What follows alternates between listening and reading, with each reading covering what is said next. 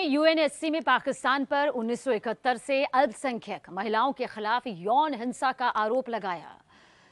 Aldose Matthew पुनूस ने न्यायपालिका पर भी सवाल उठाए। भारत ने अपराधियों को सजा देने की मांग की।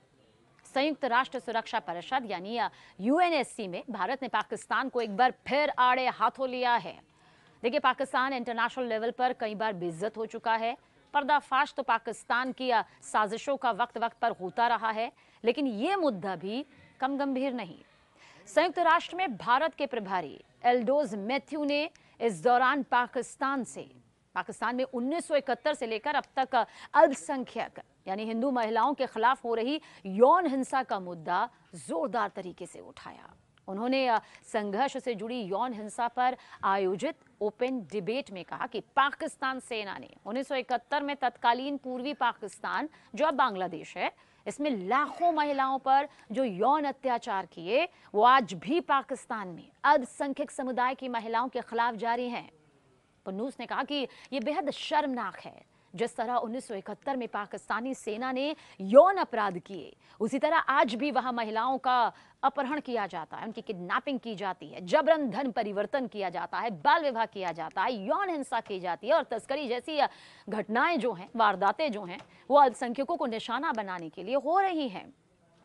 इस दौरान उन्होंने यह आरोप लगाया कि पाकिस्तान की न्यायपालिका भी इन जघन्य अपराधों को मान्यता देती है, जिससे अपराधियों को यकीनन संरक्षण मिलता है। ये भी उन्होंने कहा कि जो लोग इन अपराधों में शामिल हैं, वही आज न्याय के ठेकेदार बनकर दुनिया को गुमराह करने की कोशिश कर रहे हैं। बख्शे नहीं जाने चाहिए अपराधी। भारत ने कहा कि ऐसे अपराधियों को किसी भी हाल में बख्शा नहीं जाना चाहिए।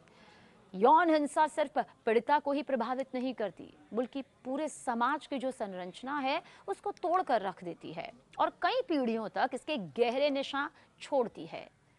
पुन्नूस ने जोर देकर कहा, फोकस दिया इस बात पर, इस समस्या से निपटने के लिए बहुआयामी दृष्टिकोण अपनाना होगा, जिसमें अपराधियों को सजा दिलाना, पीड़िताओं को न्याय संरक्षित एक हक दिलाना, न्याय दिलाना, सुरक्षित करना, आश्रय देना, स्वास्थ्य सेवाओं का ध्यान रखना, मनोवैज्ञानिक सहयोग और पुनर्वास शामिल इसमें किया जाना चाहिए।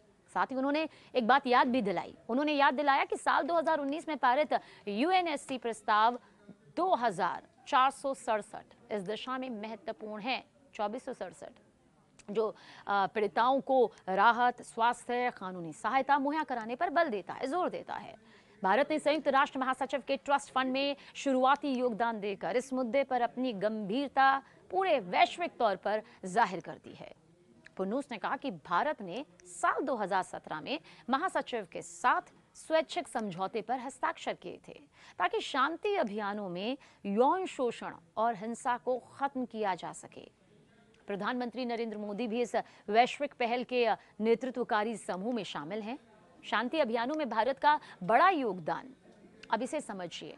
देखिए, भारत की भूमिका शांति अभियानों में हमेशा से प्राथमिक तौर पर रही है, सर्वोपरि रही है, उल्लेखनीय रही है। कुछ भी कहना यह गलत नहीं होगा। अगर साल 2007 से शुरुआत करें तो ये वो साल रहा जब भारत ने पहली बार पूरी तरह महिला पुलिस इकाई लाइबेरिया भेजी थी। आज भारत की महिला टुकड़ियां मोनुस्को, यूनिसेफ जैसे अभियानों में, अनमस अभियानों में सक्रिय है। दिल्ली में मौजूद संयुक्त राष्ट्र शांति रक्षक केंद्र विशेष प्रशिक्षण देकर शांति अभियानों में महिलाओं की भागीदारी और जेंडर आधारित हिंसा रोकने में मदद यहां पर करती है। पुन्नूस ने यह भी कहा कि भारत घरेलू स्तर पर भी महिलाओं की सुरक्षा के लिए व्यापक रणनीति लागू कर चुका है, जिसे दूसरे देश भी अपना सकते हैं।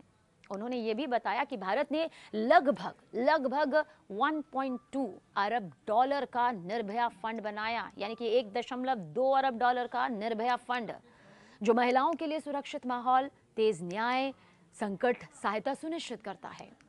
महिलाओं की सुरक्षा के लिए पूरे देश में इमरजेंसी नंबर 112 यानी कि 112 की सुविधा दी गई। हर जिले में, सिर्फ कुछ सीमित जिलों में नहीं, हर जिले में स्थापित सखी वन स्टॉप सेंटर पीड़िताओं को पुलिस सहायता, चिकित्सा, कानूनी मदद और आश्रय जैसी सुविधाएं एक ही जगह मुहैया कराते हैं। इसके अलावा तेज जांच और फास्ट ट्रैक कोर्ट के जरिए दोषियों को सजा सुनिश्चित की जाती है। आखिर में भारत ने दोहराया कि वो संघर्षग्रस्त क्षेत्रों में यौन हिंसा को खत्म करने और पीड़िताओं को हर मुमकिन सहयोग, मदद, उनका साथ देने के लिए पूरी तरह से प्रतिबद्ध है। लेकिन ये कोई मुद्दा नहीं है, ये बहुत गंभीर मुद्दा है जिसे समझना सिर्फ किसी एक देश की नहीं बल्कि वैश्विक तौर पर समझना बेहद जरूरी है।